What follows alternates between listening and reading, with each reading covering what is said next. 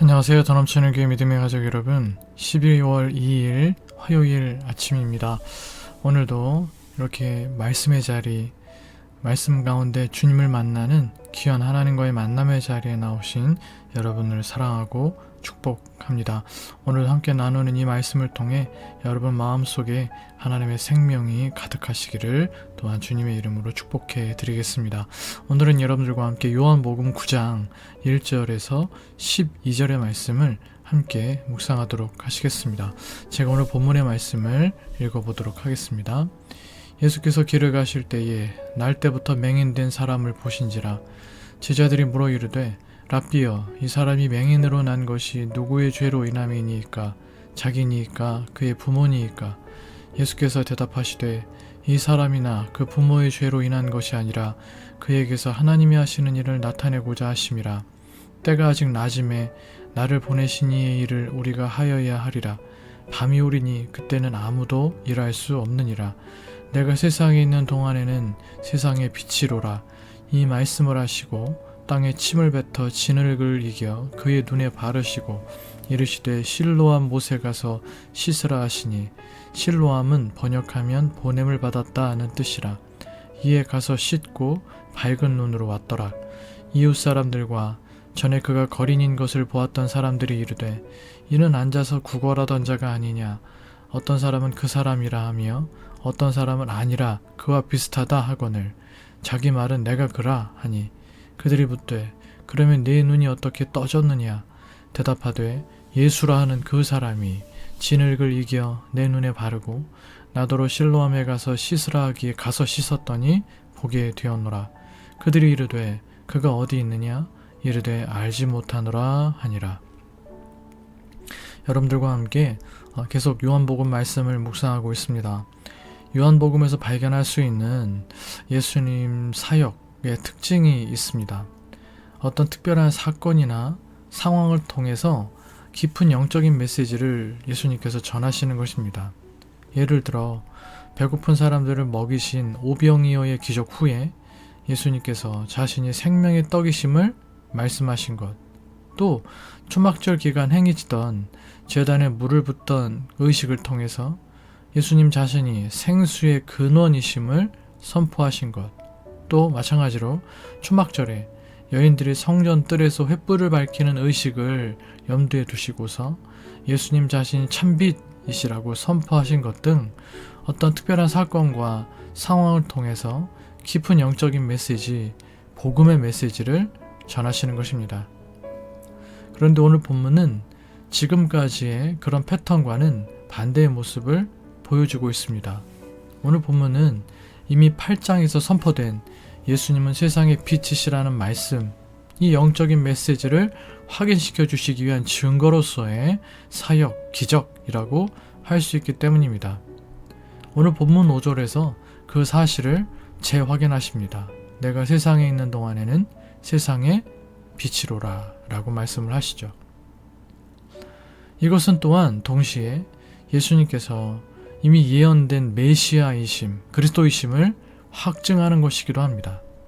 이사야 42장 7절, 네가 눈먼 자들의 눈을 밝히며 갇힌 자를 감옥에서 이끌어내며 흑암에 앉은 자를 감방에서 나오게 하리라. 누가복음 4장 18절로 19절, 주의 성령이 내게 임하셨으니 이는 가난한 자에게 복음을 전하게 하시려고 내게 기름을 부으시고 나를 보내사 포로된 자에게 자유를, 눈먼 자에게 다시 보게 함을 전파하며 눌린 자를 자유롭게 하고 주의 은혜의 해를 전파하게 하려 하심이라 하였더라. 모두 이사야 선지자를 통하여서 이 땅에 오실 예수님에 대한 예언의 말씀이고, 누가복음은 바로 이사야의 말씀을 인용한 말씀인 것입니다. 그래서 오늘 본문은 눈먼 자의 눈을 뜨게 해주신 이야기가 기록되어져 있는 오늘 본문은 예수님께서 날 때부터 앞을 못 보던 사람을 고쳐주셔서 앞을 보게 해주셨다는 놀라운 기적 이야기만이 아니라 예수님의 메시아 되심을 증거하는 말씀이기도 한 것입니다. 오늘 본문으로 들어가서 태어날 때부터 앞을 못 보는 사람이 있었습니다. 2절 말씀을 생각해 볼 때 제자들은 그 사람이 그렇게 된 이유가 당연히 죄 때문이라고 생각했습니다. 다만 그것이 부모의 죄 때문인지 자신의 죄 때문인지가 궁금했던 것이지, 마치 욥의 세 친구처럼 죄가 아닌 다른 이유로 그렇게 되었다는 생각 자체를 하지 않고 있는 것입니다. 그냥 인과응보적인 생각이 그들의 생각에 전제로 깔려 있었습니다.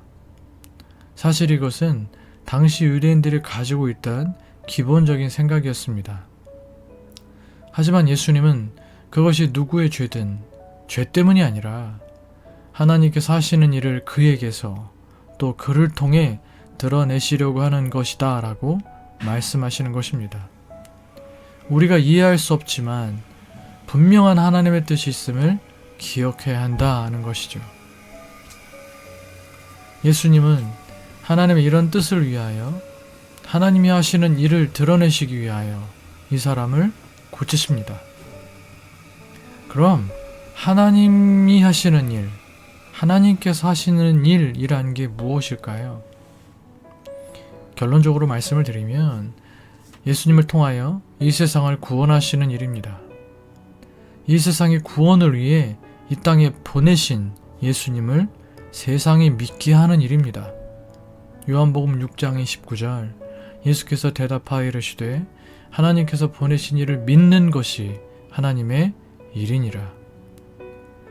예수님께서 하나님이 보내신 메시아, 그리스도, 구세주이심을 믿을 때 죄로 인한 어둠, 죽음과도 같은 어둠 속에서 빛이신 예수님을 발견하게 되고 그 빛으로 나와 구원에 이르게 되는 것, 그것이 하나님이 하시는 일입니다.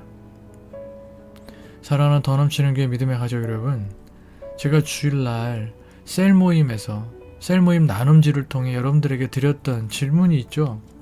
하나님께서 여러분들을 통해 하시고 싶어 하시는 일은 무엇인가요? 였습니다.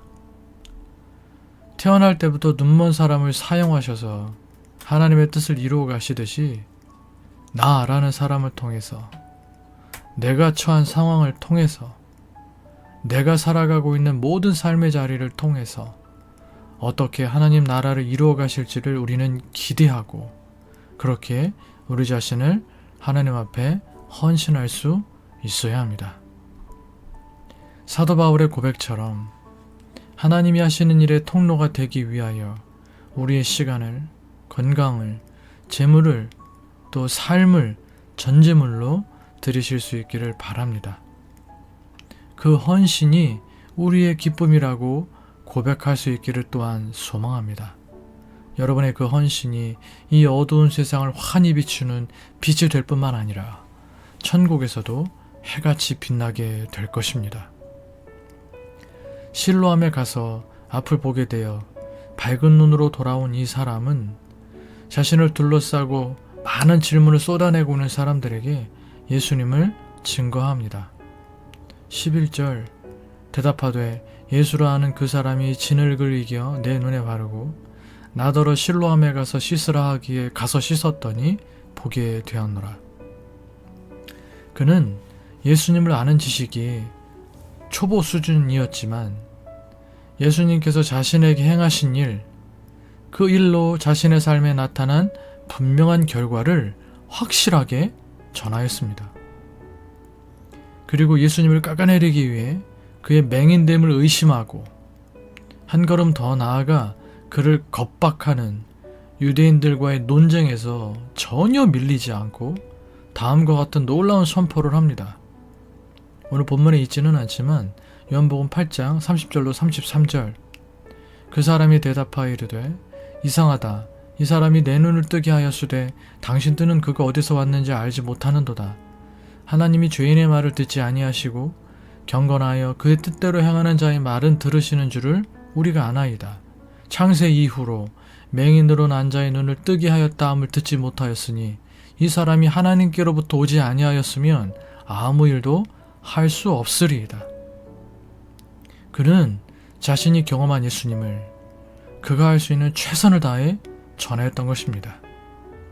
그가 유대인들과의 논쟁에서 전혀 밀리지 않고 이렇게 담대하게 선포할 수 있었던 건 이 모든 일이 실제로 자기가 경험했던 일이었으니까 자신 있게 유대인들이 어떻게 겁박을 해오든지 간에 어떻게 협박을 하고 자신을 몰아세우든지 간에 이 분명한 경험적 사실에 대해서 증거할 수가 있었던 것이고 이 놀라운 역사를 베푸신 예수님을 증거할 수가 있었던 것이죠. 사랑하는 믿음의 가족 여러분, 이 소경이었다가 눈을 뜨게 된 이 사람을 통하여서 전도는 우리가 경험한 예수님을 전하는 것임을 깨달을 수 있습니다. 내가 경험한 하나님 말씀, 내가 경험한 하나님의 능력, 내가 경험한 하나님의 사랑, 내가 경험한 하나님이 주신 기쁨 등을 전하는 것임을 깨달을 수가 있는 것입니다. 그래서 우리는 늘 하나님께서 나와 함께 사시며 나에게 하시는 말씀을 잘 들어야 합니다. 또 그 말씀대로 살았을 때 누렸던 기쁨을 기억해야 합니다. 머리로만의 기억이 아니라 우리 삶 속에, 우리의 가슴 속에, 우리의 뼈 속에 기억을 시켜야 합니다. 또 하나님께서 나를 위해 행하시는 크고 작은 일들을 눈을 크게 뜨고 잘 발견해야 합니다. 하나님께서 우리에게 행하신 일들이 어마어마하게 큰 기적만이 아니라 일상의 작은 일들도 하나님께서 우리를 위해 행하신 일들이 수없이 많습니다. 그것을 잘 발견해야 됩니다. 일상에서 정말 일상적으로 일어나는 일들이 하나님께서 행하시고 있는 일들이라는 걸 볼 수도 있어야 합니다.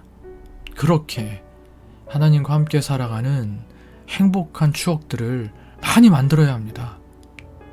그것이 우리의 신앙생활을 더욱 힘있게 또 윤택하게 해줄 뿐만 아니라 하나님을 증거하는, 예수님을 전하는 힘, 강력이 되는 것입니다. 하나님에 대하여 전하는 것이 아니라 내가 경험한 하나님을 증언하는 것이기 때문입니다. 복음에 대한 지식, 성경에 대하여 학습한 것을 전하는 것이 아니라 복음 그 자체이신 예수님, 말씀 그 자체이신 예수님을 증언하는 것이기 때문입니다. 다시 앞으로 돌아가서 그것이 나를 통해 하나님이 하시고자 하시는 일입니다. 그렇게 다니엘 12장 3절의 말씀처럼 많은 사람을 옳은 대로 예수님께로 돌아오게 하여 영원토록 찬란하게 빛나는 하늘의 별들이 다 되시기를 주님의 이름으로 축복해 드리겠습니다. 그렇게 여러분을 통해서 많은 사람들이 복음의 길을 걸어가게 될 수 있도록 내가 경험하고 있는 우리 예수님, 내가 지금 경험하고 있는 하나님의 사랑, 하나님의 그 놀라우신 일하심을 그도 경험할 수 있게 해주실 수 있는 빛이 되신 저 여러분 다 되실 수 있기를 주님의 이름으로 축복해 드리겠습니다. 함께 기도하시겠습니다. 기도하실 때 우리가 그렇게 하나님 앞에 하나님이 하시는 일의 대리자가 되어서 하나님께서 우리에게 행하신 하나님의 일을 또 다른 누군가에게 하나님이 행하실 수 있도록 그런 축복의 통로로서의 삶을 잘 살아가실 수 있기를 소망하고 결단하면서 기도하실 수 있기를 바랍니다.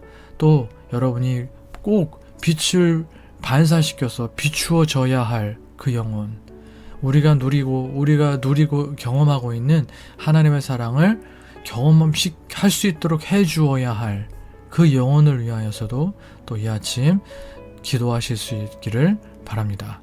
계속해서 교회를 위해서, 우리 사랑하는 믿음의 가족들을 위해서, 또 부족한 저를 위해서, 여러분들의 개인적인 기도 제목들 위해서 기도하시다가 또 자유롭게 일상의 삶을 시작하실 수 있는 이 아침 되시기를 바라겠습니다.